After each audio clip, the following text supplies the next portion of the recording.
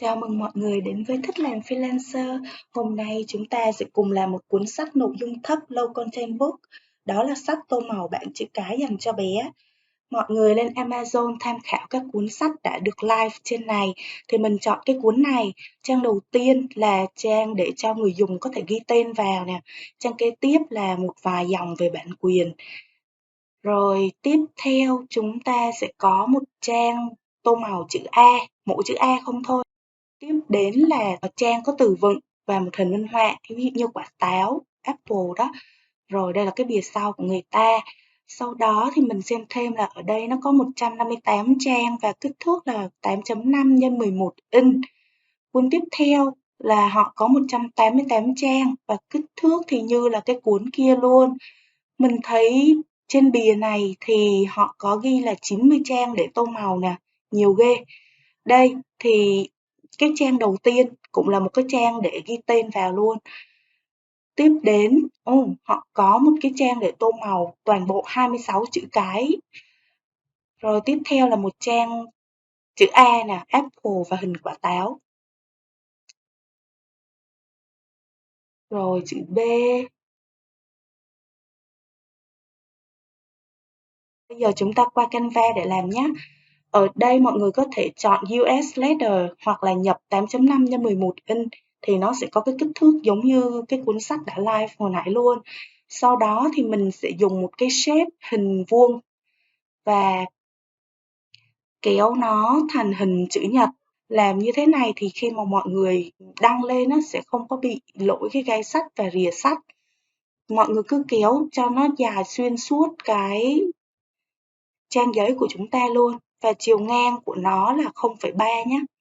Mọi người thực hiện tương tự với các cạnh còn lại thì các cạnh còn lại chiều ngang là 0,2. Tí nữa chúng ta thiết kế thì chữ và hình chỉ nằm trong cái phần giấy màu trắng thôi. Còn cái phần màu xám thì chúng ta sẽ không có được lấn qua. Bây giờ chúng ta sẽ thiết kế cái trang để ghi tên nhé.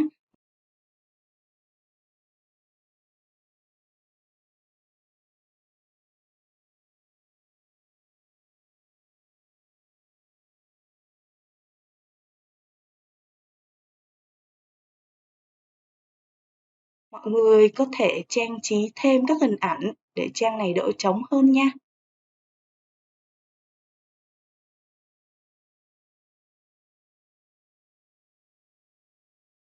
Tiếp đến cái trang thứ hai này thì mình sẽ làm một trang mà tô màu 26 chữ cái luôn.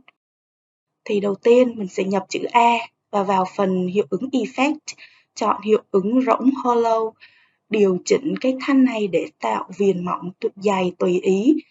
Trong cái thiết kế này thì mình sẽ dùng thống nhất là phông Mary Kate nha.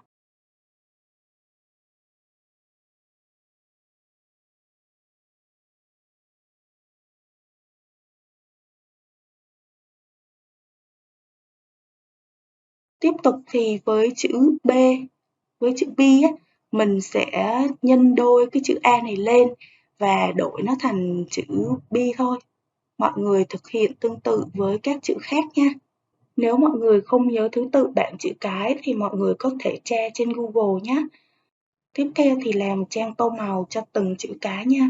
Mình sẽ copy chữ A ở trên xuống và chuyển nó thành Apple và tìm hình quả táo chèn vào.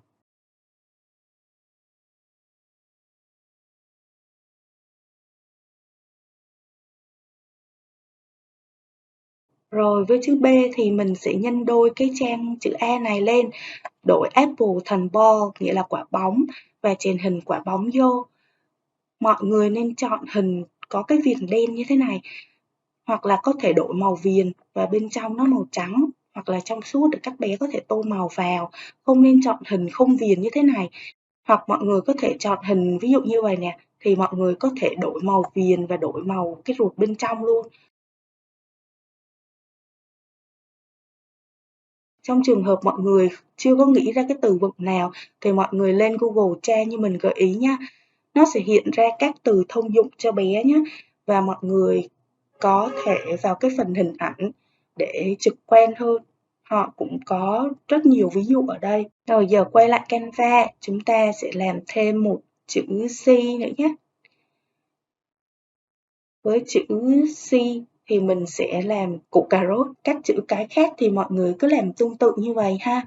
Ngoài cái chữ cái thì mọi người còn có thể làm thêm tô màu số nữa nha. Thì bây giờ mình sẽ làm ví dụ số 1. Nếu mà muốn tìm hình liên quan á, mọi người cứ chọn vào cái dấu 3 chấm này và chọn See More Like This thì nó sẽ hiện ra rất nhiều cái hình tương tự giống nhau. Mình muốn xem thêm là designer đó họ có cái element đếm số khác không thì mình sẽ bấm vào chữ Y và chọn View More này thì nó sẽ hiện ra tất cả các element của cái designer đó luôn.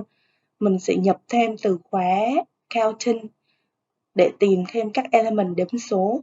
Ngoài đếm kẹo ra thì ở đây họ có đếm cà rốt và đếm trứng nữa nè.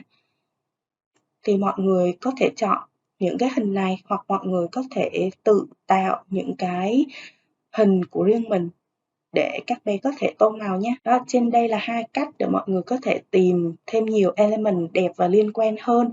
Mọi người nếu thấy hay thì có thể áp dụng nha. Đối với các trang tô màu á, để tránh bị lem thì thường chỉ có in một mặt thôi. Cho nên là mình sẽ tạo thêm một cái trang trắng ngay sau các trang tô màu mình vừa làm. Ví dụ như mọi người có 26 trang tô màu bảng chữ cái thì khi tạo thêm những cái trang trắng đằng sau nó sẽ gấp đôi lên tạo thành 52 trang. Thì tiếp đến thì mình sẽ ghi thêm một ít về cái phần bản quyền sách nha. Mọi người không có cần phức tạp lắm đâu, mọi người chỉ cần ghi giống như mình gợi ý là được. Hoặc nếu như mà mọi người muốn văn hoa hơn, mọi người có thể tham khảo các sách khác có sẵn ở trên này, xem họ ghi như thế nào thì chúng ta sẽ ghi như thế đó.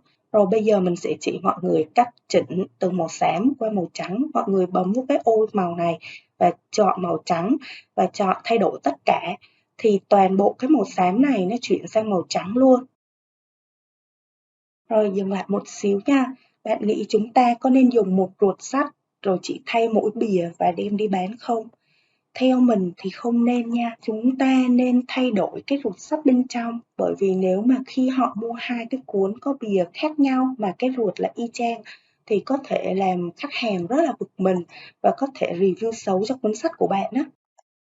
Vì vậy, bạn nên thay đổi ít nhất 50% hình ảnh hoặc từ vựng để ruột sắt nó khác nhau nha. Ví dụ như hồi nãy chữ A thì mình dùng quả táo apple nè, thì bây giờ mình có thể dùng cái hình con kiến và thay đổi cái apple này thành chữ ant. Ví dụ như chữ B thì mình sẽ thay đổi thành hình con ong và cái quả banh đó thì ball mình sẽ chuyển thành B nhé. Khi mà mọi người xong hết rồi thì mọi người sẽ tải cái file ruột sách này dưới dạng PDF print nha.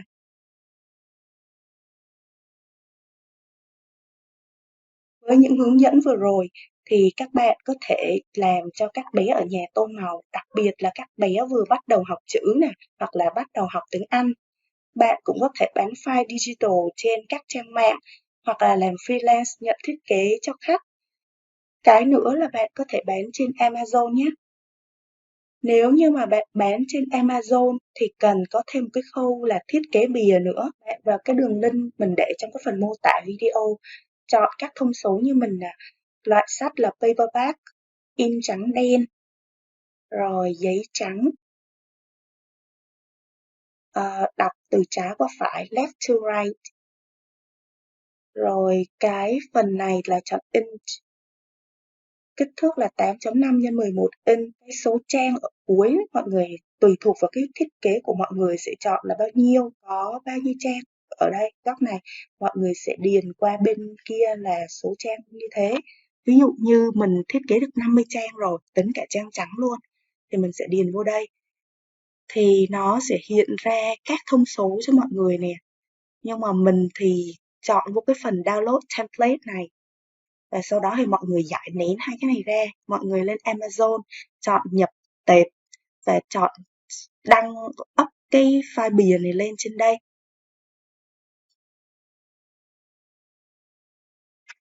Thì nó sẽ hiện ra đúng kích thước của cái bìa Amazon. Ví dụ như cái cuốn sách này thì bìa sau của họ một số cái trang minh họa nè, thì mọi người vào Amazon tải về dưới dạng PNG nha. PNG thì tải hình về, sau đó mọi người up lại lên Canva rồi chèn vô ha. Mình thì up thử một vài tấm như thế này. Rồi sau đó mình chọn màu nền để mọi người dễ nhìn hơn. Mọi người cho các hình mà mọi người vừa đăng lên á, mọi người cho vào thu nhỏ nó lại. Nếu mà mọi người thấy cần thiết thì có thể làm cái phần độ bóng cho từng cái hình này để trông nó trông thật hơn. Thì để tạo bóng, mọi người vào Edit Image, vào phần Shadow và chọn Drop. Thì mình điều chỉnh cái này thành độ bóng bên dưới và phía bên trái. Và điều chỉnh độ đậm nhạt của cái bóng nhé. Những cái hình khác mọi người có thể làm tương tự như vậy. Mọi người cứ tìm hiểu phong cách mà mọi người thích trên này. Trên này có rất nhiều các đầu sách rồi. Cái phong cách nào phù hợp với mình và mình thích làm theo cái phong cách của cuốn nào thì mọi người cứ học hỏi và làm theo. Nhớ like video và đăng ký kênh của mình nhé. Hẹn gặp lại bạn trong những video sau. Bye bye!